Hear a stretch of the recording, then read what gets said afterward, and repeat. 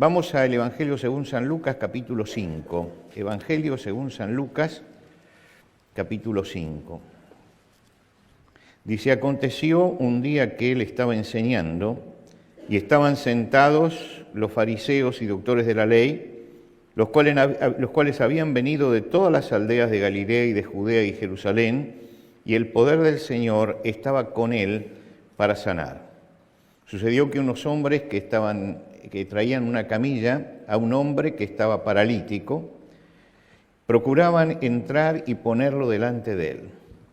Pero no hallando cómo hacerlo a causa de la multitud, subieron encima de la casa y por el tejado lo bajaron con la camilla y lo pusieron en medio delante de Jesús. Al ver él la fe de ellos, le dijo, hombre, tus pecados te son perdonados.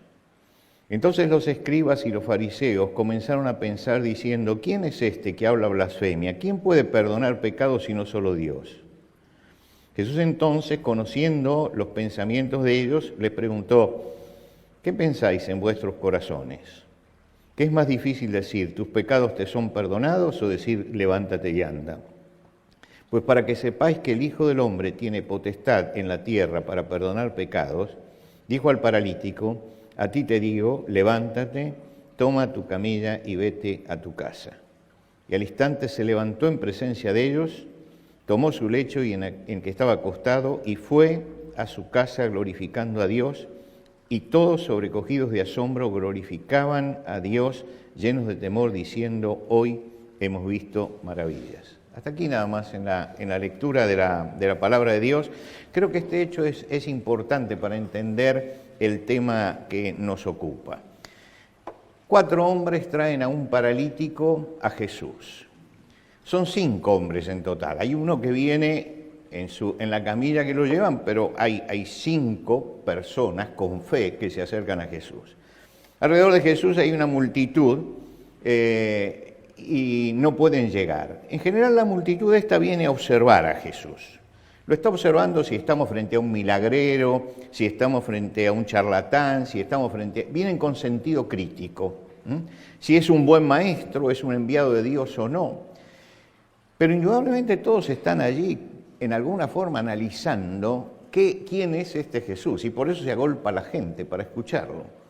Ahora, estos hombres suben al techo, abren el tejado y bajan al paralítico. Y en ese momento en que bajan al paralítico, Jesús ve la actitud de fe de ellos, ve la actitud de fe, interrumpe lo que está diciendo, ve la actitud de fe y va a decir una palabra él primero. Ellos no le pidieron ni que lo sanara, ni nada. Ellos no hablaron absolutamente nada. Pusieron eso delante del Señor y el Señor dijo, hijo, tus pecados te son perdonados. Gran frustración de los que estaban allí. ¿Por qué gran frustración? Porque ellos pensaron, bueno, perdonar pecados es tan fácil decir eso. El asunto sería levantarlo, no perdonarle los pecados.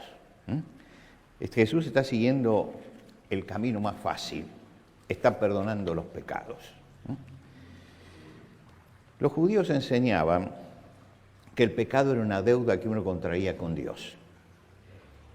En el pensamiento judío, el pecado era una deuda.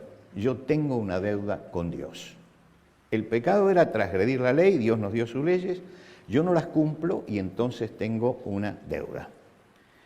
Esa deuda, los judíos dicen bien, solamente la puede perdonar Dios. Si yo le debo algo a alguien, el único que puede perdonar la deuda es aquel a quien le debo. Si Dios dio sus leyes y yo falto a las leyes de Dios, el único que me puede perdonar es Dios, porque es el acreedor en esto. Entonces los judíos no se equivocaron al decir, ¿quién es este que blasfema? ¿Quién puede perdonar pecados sino solo Dios? Porque cualquiera que le dice a otro, tus pecados te son perdonados, no tiene la autoridad de Dios para hacer esto, y los judíos estaban reclamándole que si iban a pedir esto, tenía que tener una autoridad que él estaba en ese momento usurpando. El hecho de la deuda, del pecado como deuda, aparece hasta en el Padre Nuestro. Ustedes recuerdan que el Padre Nuestro dice, y perdónanos nuestras deudas, así como nosotros perdonamos a nuestros deudores. Esa palabra, deuda, que está en el Evangelio, así, a veces es malentendida, porque algunos no se dan cuenta qué es lo que significa la palabra deuda. Pensamos siempre en dinero. Pero lo que se habla es justamente del pecado, de la deuda que yo tengo con Dios. Perdona nuestras deudas es pedir el perdón de los pecados, es el pedir el perdón de las faltas, y es decir, así como yo perdono las faltas del otro, del que está allí. Quiere decir, el concepto de deuda aparece permanentemente. Las deudas con Dios siempre traen consecuencias en la persona. Tarde o temprano aparecen las consecuencias. El que hace mal sabe que ha hecho mal, sabe, le pesa, se siente mal y no encuentra solución. Y entonces muchas veces empezamos a buscar justificaciones de que hemos hecho mal. Estamos buscando paliativos de que hemos hecho mal. Estamos tratando de disminuir el hecho de la deuda que nosotros tenemos con Dios. Hasta hemos creado todo un sistema, el psicoanálisis, ¿no?, donde las deudas reciben la absolución de un profesional. ¿Por qué? Porque la persona se siente mal. Se siente mal porque ha hecho mal y porque hay cosas que le pesan en su conciencia y hay cosas que le están perturbando. Cuando Adán y Eva pecaron en el principio, dice que se escondieron, lo que quiere decir que ya tenían miedo. Y cuando Dios habla con ellos y le pregunta por qué, ellos dicen, tuve miedo, estaba desnudo, me escondí. Es decir, ¿de dónde salía todo eso? De que Dios nos ha dado a nosotros una conciencia activa. Tenemos conciencia activa. Y nos damos cuenta cuando hacemos mal y nos sentimos mal. Y la persona se desequilibra cuando tiene la conciencia activa, cuando no ha matado la conciencia. Hay casos en que se mata la conciencia, se quema la conciencia, pero todos nacemos con una conciencia acerca del bien y del mal, y esto lo ha puesto Dios en nosotros. La conciencia activa comienza a acusarnos, y esa acusación de la conciencia activa en nosotros es lo que nosotros llamamos culpa. La culpa es la conciencia acusándome del mal que yo he hecho, acusándome de la transgresión que yo he hecho a la ley de Dios. El apóstol Pablo dice que aquellos que no conocen la ley de Dios, que no conocen los 10 mandamientos, que no conocen ninguno de estos principios, dice, tienen una ley escrita en sus corazones. Tienen una ley escrita en sus corazones, dando testimonio su conciencia, acusándolos o defendiéndolos. Quiere decir que todos tenemos esto dentro de nosotros. Todos tenemos esto. Y el apóstol Pablo dice, puede ser que no conozca los 10 mandamientos, que viva en un lugar totalmente alejado del cristianismo, totalmente alejado de los principios éticos. Pero dice, el hombre tiene conciencia, porque Dios, además de dar los 10 mandamientos, puso una ley en nuestros corazones. Y la conciencia es esa ley puesta dentro de nosotros. Kant decía, el conocimiento viene de afuera. El conocimiento viene de afuera, pero dentro del hombre hay un tribunal que lo juzga y clasifica. Quiere decir que yo recibo el conocimiento, pero hay un juez interior que me dice esto está bien y esto está mal. Eso es la conciencia. Él habla de ese juez interior y dice que cuando obramos, ese juez nos dice si hemos actuado bien o hemos actuado mal. Ahora, usted sabe que uno puede tratar de taparle la boca, uno puede tratar de quemar la conciencia y puede hacerse esto, pero cuando la conciencia está activa, nosotros sabemos cuando hemos hecho mal. Los hombres luchan contra la culpa. Y hoy en el siglo XX, a finales del siglo XX, digamos la última parte del siglo XX, el último cuarto del siglo, y lo que va de este siglo, usted va a escuchar muchas veces la frase, no me llenen de culpa, no me llenen de culpa, ¿no? Es decir, no me hable de eso, no me cargue de culpa. Ese no me cargue de culpa significa que hay culpa. Significa que hay culpa. Que yo simplemente se la estoy recordando la culpa. Y que la persona se está resistiendo. ¿Por qué? Porque ha entrado en el mundo occidental el pensamiento de que la culpa es algo malo, que hace mal a la gente, que la pone mal a la gente. Entonces hay que desactivarla. Pero la culpa es el mecanismo que Dios puso para que reaccionemos frente al mal y frente al pecado. Entonces no es mala. La culpa es positiva, es buena, y si nos sentimos mal, por algo es. Entonces la culpa es beneficiosa porque me hace ver en qué estoy mal. Luchar contra la culpa objetiva, la culpa real, la culpa verdadera, no la culpa que me cargo yo mismo, porque tengo un problema, sino la otra culpa, la culpa que es objetiva. No busquemos paliativos, ni busquemos racionalizarla, ni busquemos justificarnos a nosotros mismos, ni vayamos porque tenemos culpa a un psicoanalista para que nos absuelva, porque por eso el tratamiento se prolonga durante años, porque no hay absolución de la culpa. El único que puede absolver la culpa es Dios. Los judíos acertaron en esto, lo que dijeron era correcto. Nadie puede perdonar pecados sino solamente Dios. Quiere decir que para ellos, Jesús había tomado un camino errado, blasfemo, y estaba diciendo algo que era incomprobable. ¿Cómo voy a probar yo que Jesús tiene poder para perdonar pecados? ¿Qué sé yo? La persona le dijeron eso y se fue a su casa. ¿Y tiene perdonados los pecados o no tiene perdonados los pecados? ¿Este no será un farsante que está diciendo, perdone los pecados porque total es lo más fácil decir esto? Jesús dijo, ¿qué es lo que ustedes piensan en sus corazones? ¿Qué es más fácil decirte tus pecados te son perdonados o decirle levántate y anda? Pues para que sepáis que el Hijo del Hombre tiene poder para perdonar pecados, fíjese que acá Jesús está mostrando su deidad. Está mostrando que Él es Dios. Por eso primero le perdonó los pecados y después hizo el milagro. Porque ellos hicieron la objeción típica del judío, real, verdadera. Nadie puede absolverme de pecado sino solamente Dios. Jesús dijo esto y justamente les tiró la carnada en la que ellos picaron inmediatamente. Jesús dijo, si yo comienzo, voy a cometer la irreverencia de tratar de explicar cómo pensaba Jesús en ese momento, pero permítanme, me imagino que Jesús dijo, si yo digo en este momento, levántate y anda, no es lo mismo que si yo les despierto la conciencia a esta gente diciendo, tus pecados te son perdonados. ¿Por qué? Porque eso produjo reacción.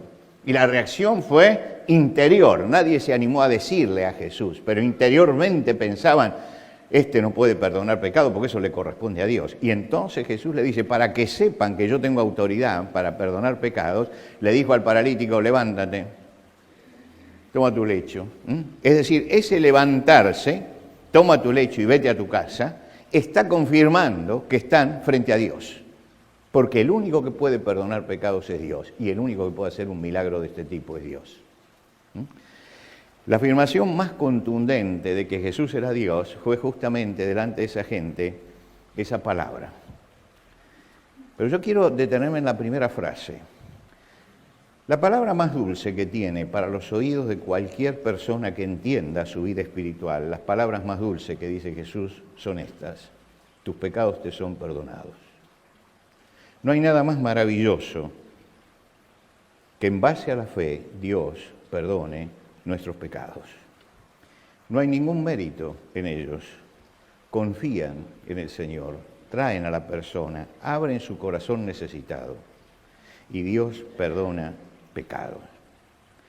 En el Evangelio hay otra historia paralela a esta que yo quiero recordar. Iba a leerla, pero para no ser extenso esta mañana.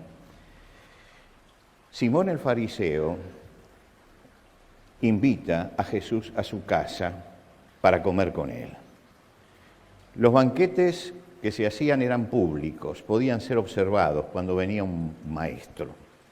En general se hacían al aire libre o fuera de la casa, en muchos casos, en otros casos dentro de la casa, pero se abría todo para que el que quería entrara, porque venía un gran maestro allí, y él invitó a este gran maestro a que se reclinara en su mesa para comer junto con él. Cuando está Jesús en ese momento comiendo, se acerca una mujer de mala vida. Esta mujer llega Todos los que están en la mesa están todos reclinados, en esas mesas chicas que usan los orientales, con la mano izquierda puesta sobre la mesa y con la mano derecha tomando la comida. La mujer entra silenciosamente y se pone detrás de Jesús. Y poniéndose detrás de Jesús, dice, estando detrás a sus pies, llorando, comenzó a regar con lágrimas sus pies y los enjugaba con sus cabellos, y besaba sus pies y los ungía con perfume. Simón inmediatamente piensa mal de Jesús. Dice, si este hombre fuera realmente un profeta, sabría que la mujer que le está lavando los pies en este momento es una mujer pecadora. Y no dejaría que lo contamine esta mujer pecadora. En el fondo él lo dice porque siente que una mujer pecadora esté allí tocando los pies del maestro y lavándolos y llorando sobre ellos, es una forma de profanar a Jesús. Es una forma de contaminar a Jesús. Y esto demuestra que él no es profeta, porque si fuera profeta la hubiera sacado corriendo. Hay varias palabras para designar al pecado. Se dice que pecado es errar el blanco, es resbalar, es traspasar una línea, es vivir sin ley. Son todas definiciones flojas todas, pero que juntándolas nos dan una idea de lo que es el pecado. La mujer pecadora había transgredido públicamente la ley de Dios ejerciendo la prostitución y vivía fuera de la ley de Dios, que era la ley del matrimonio y la ley de la familia. Vivía fuera de eso. Esa mujer había errado el blanco. ¿Por qué? Porque el objetivo de Dios para la mujer no era que usara su cuerpo en esta forma, sino que le había dado su capacidad para que la usara en otra forma. No debía usarla en esto. Por lo tanto, el blanco que Dios había puesto para la vida de una mujer, ella lo había despreciado, estaba siguiendo otro camino. Había resbalado. ¿Por qué? Porque había perdido su pureza, se había caído en el barro del pecado, había ensuciado su vida. Por eso el fariseo la mira y dice que es una mujer sucia. Había traspasado la línea, había límites establecidos por Dios y había ido más allá, vivía fuera de la ley. Es decir, esta mujer tenía una gran deuda con Dios. Esto es lo que pensaba el fariseo. Esta mujer debe mucho, debe mucho. Esta mujer debe muchísimo. Si este hombre supiera, fuera un profeta, entonces le hubiera dicho a la mujer que se fuera de lejos de él, porque el pecado de ella lo va a contaminar. Y Jesús en ese momento le dice a Simón, oye Simón, un hombre tenía una gran deuda. Esta no era deuda del pecado, esta era deuda monetaria, ¿no? Dice, un hombre tenía una gran deuda y otro tenía una deuda muy pequeña. Ambos son perdonados. Ambos son perdonados. Y pregunta, ¿cuál de ellos lo va a amar más? Y Simón, usando la lógica de todo ser humano, dice, al que le perdonó mucho, indudablemente estará mucho más agradecido. Este, que le perdonó mucho. Y Jesús le dice, bueno, Simón, te voy a decir cuáles han sido tus descortesías para conmigo en el día de hoy. En primer lugar, cuando llega una visita a la casa, después de haber caminado con las sandalias por el polvo, en todas las casas se pone un siervo para que lave los pies de la visita. No lo hiciste. Cuando llega una persona a una casa, se la saluda, se le da el beso de bienvenida. No me lo diste. Cuando llega alguien a quien uno considera un hombre que puede enseñarle, un profeta, se toma aceite y se lo echa en la cabeza en señal de reconocimiento. No lo hiciste. Ahora, esta mujer regó con sus lágrimas mis pies. Esta mujer besó mis pies. Esta mujer ungió mis pies con un perfume costoso. Sus muchos pecados le son perdonados, porque amó mucho, mas aquel a quien se le perdona poco, poco ama. La mujer está llorando en ese momento. Las lágrimas que salen es el llanto de la deuda está en deuda y se está acercando al santo de Dios. Y en ese momento siente que ella no puede estar sentada a la mesa, ni puede estar de frente. Ella se inclina ante los pies de Jesús y comienza a llorar su deuda. ¿Por qué llora esta mujer? Está llorando por su vida, está llorando por lo que ha vivido, está llorando su pasado, está acercándose porque tiene una carga en su corazón y se acerca a Jesús y le brinda lo mejor que tiene. Y por supuesto, Simón no lo puede entender. No se puede entender que Dios perdone pecados. No se puede entender. Pero en ese caso, el Señor pone la parábola muy claramente. Dice, ustedes hablan, cuando hablan de deuda, hablan de pecado, hablan de la deuda con Dios. Pues esta mujer tenía una deuda muy grande, muy grande. Y se acercó llorando su deuda. Y entonces Jesús dice, tus pecados te son perdonados. Igual comentario que la otra vez. ¿Quién es este que también perdona pecados? Siempre que Jesús perdonaba pecados salía el comentario. Jesús esta vez no les contesta. Ya les contestó una vez, no le va a contestar otra vez. Le dice a la mujer, tu fe te ha salvado. Vete en paz. La mujer no recibió el perdón por lo que había hecho, no recibió el perdón por lo que había gastado, no lo recibió el perdón por las lágrimas que derramó. Recibió el perdón porque ella había puesto su fe en Jesucristo. Todo lo demás es el resultado de la fe, es el resultado. No es el mérito que ella hizo. Lo que Jesús miró y lo que Jesús dijo que condicionaba la transformación espiritual de ella era la fe. Con fe se acercó a Jesús. Con fe derramó el perfume sobre los pies. Con fe lloró. Era el único que podía perdonarla. Y Jesús le dice, tu fe te ha salvado, ve en paz. ¿Por qué? Porque tus pecados han sido perdonados. El credo dice, creo en el perdón de los pecados. Creo en el perdón de los pecados.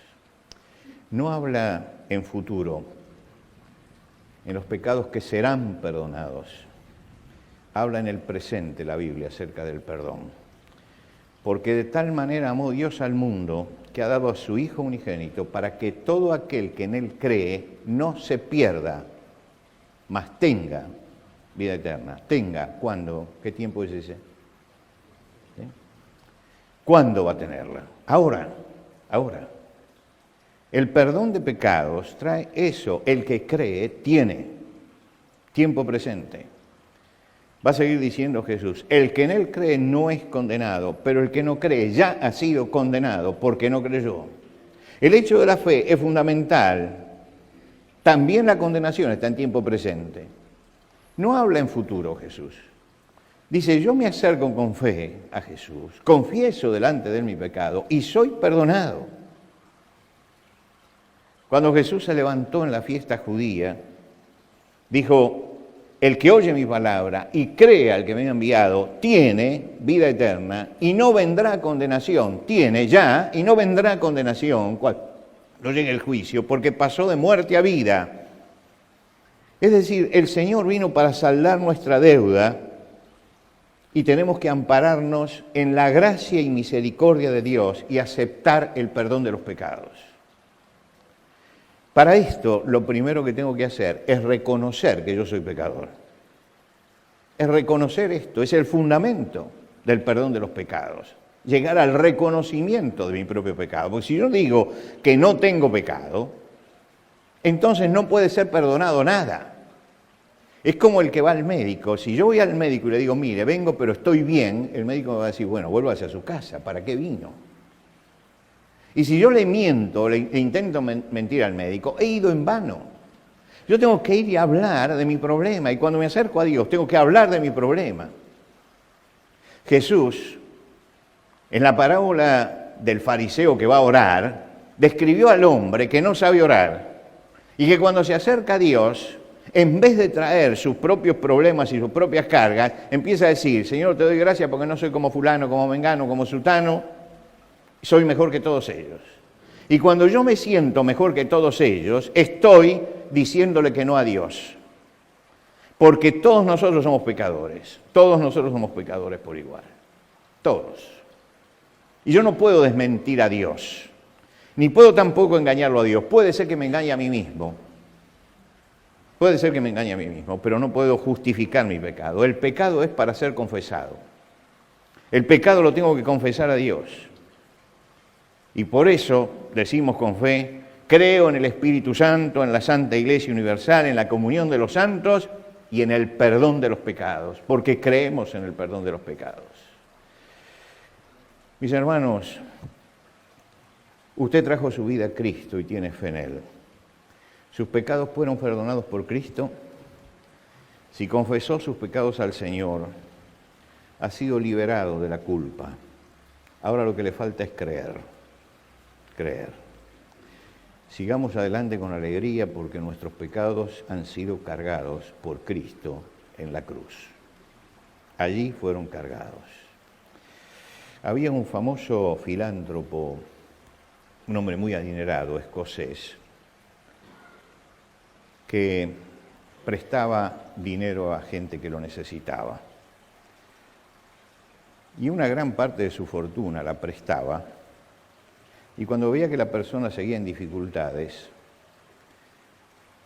le firmaba un papel con la deuda y decía, saldada. Y le mandaba eso a la persona. Cuando murió, revisaron los libros, su mujer que lo sobrevivió revisó sus libros y vio que había una tremenda cantidad de gente que le debía. Entonces inició el trabajo para cobrar eso. Y lo llevó delante del juez. Cuando llegaron delante del juez, sacaron el papelito y dijeron, mire, acá tenemos firmado, deuda cancelada. El juez le dijo, señores, no tienen nada que reclamar. El que prestó firmó que la deuda estaba cancelada.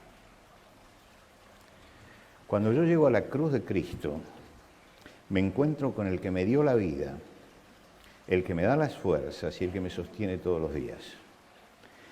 Él cancela allí mi deuda, la cancela. Y cuando alguien quiera reclamarme de eso, yo voy a decir, sí, soy un pecador. Claro que soy un pecador. No escapo a las generales de la ley. Pero Cristo pagó por mí en la cruz. Y Él saldó la deuda mía. Y yo puse mi fe en Él, en lo que Él hizo. Y Cristo me dijo las más dulces de las palabras. Hijo, tus pecados te son perdonados. El gran tesoro de la fe aparece en esta sencilla frase. Ustedes se dan cuenta que el credo pasa de Padre, Hijo, Espíritu Santo a la iglesia, a la comunión y llega a la persona. Y esto nos afecta a cada uno de nosotros. Y por eso esta mañana afirmo con toda fe, creo en el perdón de los pecados. Creo en el perdón de los pecados. Porque esta es la gran misión de Cristo, perdonar nuestros pecados. Y si sentimos que tenemos culpa en nuestra vida y que nuestros pecados no fueron perdonados, entonces pongámonos delante del Señor, confesemos que somos pecadores, pidamos el perdón a Dios, que es aquel a quien le debemos. Aquel a quien le debemos. Y salgamos en paz, pudiendo decir, creo en el perdón de los pecados. Nos ponemos de pie.